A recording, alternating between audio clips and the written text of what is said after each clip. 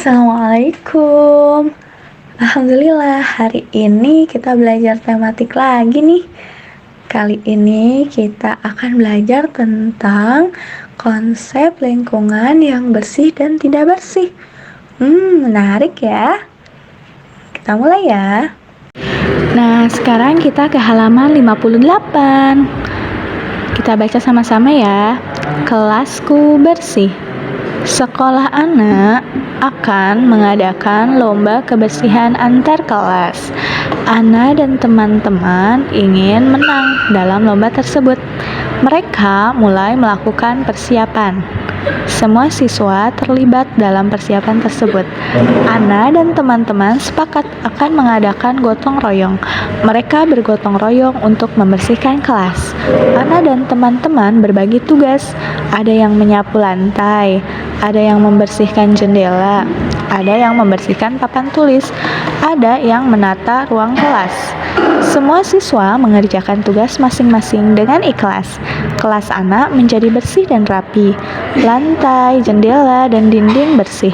Semua perabot juga tertata rapi.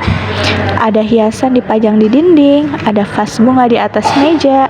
Ana dan teman-teman senang memiliki kelas yang bersih. Kelas yang bersih membuat siswa nyaman belajar. Alhamdulillah. Kalau sudah, kita baca halaman 65 yuk. Tadi kan kelas yang bersih ya. Sekarang halaman kelasku bersih. Halaman kelasku bersih. Tidak ada sampah berserakan di halaman kelas. Sampah selalu dibuang pada tempatnya. Di depan kelas ada keran air. Keran air disediakan untuk mencuci tangan. Di depan kelas juga ada taman bunga. Taman itu selalu dirawat. Rumput yang mengganggu dibersihkan. Pot bunga disusun rapi. Halaman kelasku tampak indah. Halaman kelas yang bersih baik untuk olahraga. Contohnya adalah senam dan latihan keseimbangan. Olahraga baik untuk kesehatan. Orang yang rajin olahraga akan terhindar dari berbagai penyakit. Kita harus selalu membudayakan hidup bersih dan sehat. Wow, dari bacaan ini Masya Allah, katanya keran air disediakan untuk mencuci tangan biasanya di depan kelas. Insya Allah kalau kita ada keran air di dalam kelasnya. Alhamdulillah. Di sini juga ciri-ciri halaman kelas yang bersih itu tidak ada sampah yang berserakan, katanya ya. Buang sampahnya pada tempatnya, betul. Dan kita sebagai penghuni kelasnya harus rajin berolahraga agar menjadi sehat. Oke, sekarang kita ke halaman 71 ya. Menentukan konsep kelas yang tidak bersih. Bersama dengan teman, nah di sini boleh nih ajakin mamahnya atau adiknya. Bufi jadi Bu Mira ya. Oke, di sini Bufi jadi Bu Mira ya. Yang jadi anaknya Bu Dewi. Yang jadi wayannya Bu Umi. Siap? Mulai ya ibu-ibu. Anak-anak, jangan lupa kalian jadi siapa? Bagaimanakah keadaan kelas yang tidak bersih? Saya tahu Bu, kelas yang tidak bersih banyak sampah yang berserakan. Betul anak, agar kelas bersih, sampah harus dibersihkan. Kemudian dipisahkan antara sampah basah dan sampah kering. Betul Bu, kelas yang tidak bersih banyak kuman. Oleh karena itu, marilah kita selalu menjaga kebersihan. Terima kasih teman-teman telah memerankan dengan baik. Nah, kalau di halaman 73, kita akan mencari tahu nih, kelas yang tidak bersih itu seperti apa ya? Kelas tidak bersih. Kelas tidak bersih menjadi sarang penyakit. Banyak sampah dan debu di dalam kelas. Sampah dan debu mengandung banyak kuman. Kelas menjadi sarang nyamuk. Penghuni kelas terserang berbagai penyakit, misalnya batuk, flu, dan demam berdarah. Guru dan siswa harus menjaga kebersihan kelas. Semua bertanggung jawab untuk menjaga kebersihan kelas. Membuang sampah harus pada tempatnya. Sampah yang berserakan harus segera dibersihkan. Jika ada yang membuang sampah sembarangan, harus segera diingatkan.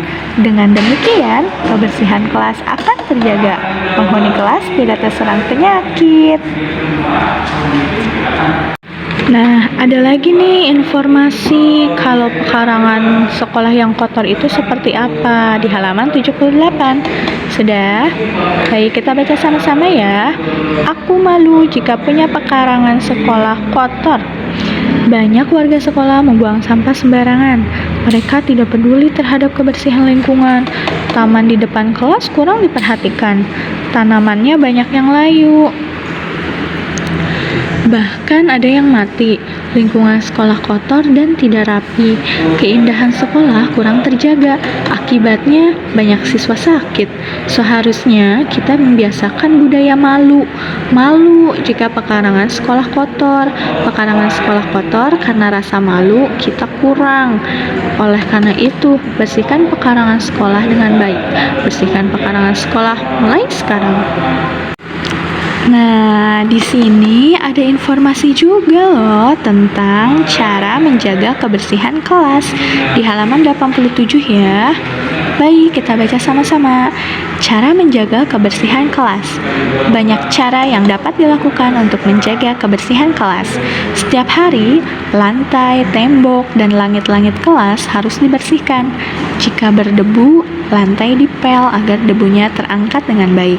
Semua perlengkapan kelas harus dibersihkan dan ditata rapi.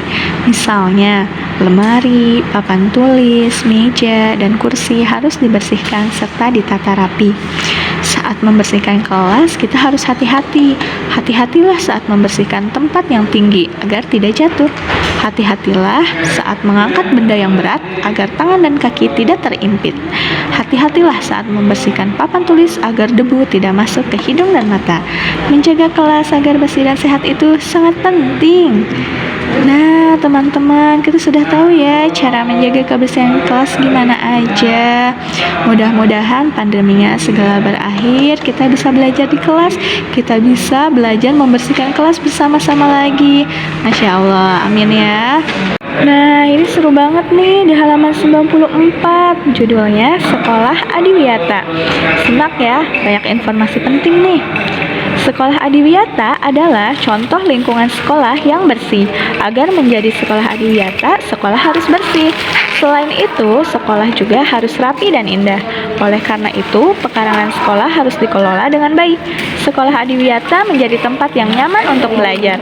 Biasanya terdapat taman di halaman sekolah, ada pohon rindang untuk berteduh. Di setiap tempat disediakan tempat sampah. Siswa diharapkan tidak membuang sampah sembarangan. Di sekitar sekolah dipasang slogan yang berisi imbauan agar siswa hidup bersih dan sehat. Semua sekolah tentu ingin menjadi sekolah Adiwiyata. Nah, Masya Allah, sekolah Adiwiyata ya, ini kebetulan nih, Alhamdulillah SD ITA Lampu Iman masih menyandang gelar sekolah Adiwiyata loh, teman-teman. Nah, kita bisa lihat ya di sekolah kita ada taman, terus ada tempat sampah di mana-mana. Nah, berarti teman-teman harus membantu sekolah kita untuk mempertahankan gelar sekolah Adiwiyatanya biar Lampu Iman tetap jadi sekolah Adiwiyata di Karawang ya. Terima kasih banyak. Nanti kalau udah masuk ya, tolong ingat sekolah kita sekolah Adiwiyata. Udah nggak level ya buang sampah sembarangan. Terima kasih sayang, soleh-soleha. Nah, Alhamdulillah, abis kita baca-baca, jalan-jalan, banyak informasi yang kita tahu jadinya ya. Kita cobain halaman 57 yuk. Menemukan arti kosakata. Hubungkan kata-kata dan maknanya dengan menarik garis lurus. Oke. Misalkan kita mau cari tahu nih, sapu itu apa ya? Sapu itu keranjang sampah bukan? Apakah sapu itu kain yang dipakai mengeringkan lantai? Atau sapu itu tempat bunga untuk hiasan? Jangan-jangan sapu itu ijuk yang diikat untuk membersihkan debu ya? Bisa jadi nih ya. Coba cek satu lagi. Sapu itu pembersih debu dari bulu ayam. Kayaknya kalau ini kemoceng deh ya. Baik, lanjutkan ya. Kalau sudah, jangan lupa tarik garis.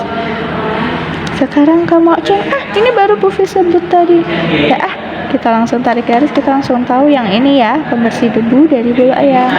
Pakai penggaris ya biar rapi.